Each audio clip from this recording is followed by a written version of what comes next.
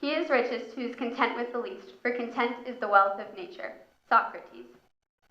What is bliss? The dictionary definition of bliss is complete joy or happiness, which is definitely oversimplified compared to how much we talked about it in class. In class, we discussed how bliss is the path that each individual takes to become the most complete form of themselves. And we also discussed in class Joseph Campbell's view of bliss. As he said, when you follow your bliss, and by bliss I mean the deep sense of being in it and doing what that pushes out of your existence, doors will open where you wouldn't have thought there were going to be doors. Both of these definitions basically say bliss is something that can complete you and make you a better form of yourself, and without it, you'll be less content. My definition of bliss is something or some idea that has no way of making you unhappy, and it kind of goes along with what we discussed in class about how our bliss can take us further and make us a lot happier. There is pleasure in the pathless woods, there is rapture in the lonely shore, there is society where none intrudes, by the deep sea and music in its roar. I love man, not the less, but nature more. Lord Byron. What is my bliss? My bliss topic is nature, and it's nature for a couple of reasons. The first is because every single piece of nature is different. There can be two mountains that look really similar, or in the same area, or made of the same thing, but there's things that happen to that mountain and on that mountain that make it unique, and makes every single piece of nature unique. Another reason that I think nature is my bliss is because there's no such thing as conflict in nature. The closest thing to a conflict would be a predator-prey relationship or a parasite-host relationship. Humans have created pretty poor relationships between themselves, living and non-living things, and in nature, something like a war could never really happen because even though each piece of nature is unique, everything is working together to become better as a whole. I also think that that kind of peace should give bliss to everyone, not just myself. And with a strengthened relationship with nature, people can connect with their surroundings a lot better than if they were only concerned about themselves, and they can't fulfill this kind of relationship with your natural environment with superficial desires. I think the happiness that someone can get out of nature can't be achieved in any other way. Rest is not idleness, and to lie sometimes on the grass under the trees on a summer's day is by no means a waste of time. John Lubbock. So the first question someone might ask me is, how can nature make you happy? It's really big, really scary, you don't know what's going on there, and there are bugs. Gross. And this is understandable for those of us who choose not to get out of the city that often, and those of us who can't get out of the city that often. And I believe we're more comfortable in the city because we know what to expect.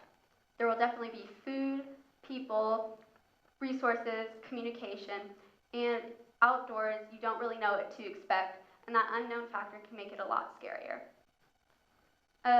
Author Rolly Russell addresses this in his journal, Humans in Nature, Knowing and Experiencing Nature Affect the Well-Being, that the natural environment can provide help to well-being to individuals as well as entire culture, and it brings people together better than culture, ethnicity, and nationality. So these groups that we've created for ourselves, basically the natural environment can bind us together better than those. It also benefits individuals' mental and physical health, and knowing and experiencing nature can help make us happier, healthier people. Although it might seem scary to get out into the outdoors sometimes, it's definitely going to benefit you in the long run.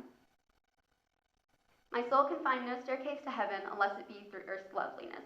Michelangelo. So now that we know nature can improve a person's quality of life, the next question to address is, can people fully embrace nature? And how do we improve our relationship with our surroundings? In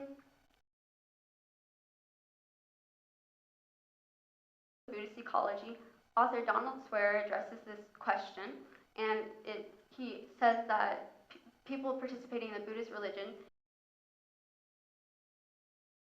and this makes them happier compared to others participating in other religions or no religion at all. He also said that if we applied a Buddhist mindset, happier. So I believe that we shouldn't have to be Buddhist to be content in the natural environment, because there's so much of it, and we can really work together with it, and it should be a part of our everyday standard of living. In all things of nature, there is something of the marvelous. Aristotle. So now that we know nature can improve quality of life, and we have seen an example of this relationship in the Buddhist religion, the next question to address is how can we incorporate nature into our daily lives? Journalist Donald Swear answered this question in Urban Nature Parks and Neighborhood Social Health in Portland, Oregon, and he said that we can put more parks in urban areas to become more involved in our natural environment. When nature was present in an urban environment, the well-being of the citizens around the natural environment improved. A survey was taken in neighborhoods of Portland, Oregon, using parks within walking and driving distances, seeing how they affect the well-being and happiness of these individuals. The results of this survey were that more access to parks made happier neighborhoods. The access gave physical, psychological, and social benefits to individuals, which greatly benefited the well-being of the entire neighborhood. I go to nature to be soothed and healed and to have my senses put in order. John Burroughs. So the answer to becoming a happier, healthier person is getting out into nature more. The first step is to acknowledge and understand your surroundings better. With this acknowledgement, we're already happier people because we can comprehend what's around us better.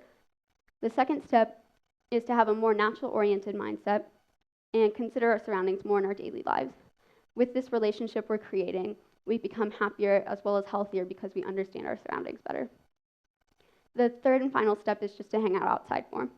It doesn't have to be in some huge park or meditating in the middle of the woods or something. It can be something as simple as putting a garden in your backyard, going on a nature trail, or even hugging a tree. Nature is blissful to me. It brings me so much happiness, and it makes me a lot healthier person, and it completes me. And it should be blissful to everyone. And as best put by Albert Einstein, look deep into nature, and then you will understand everything better. Thank you.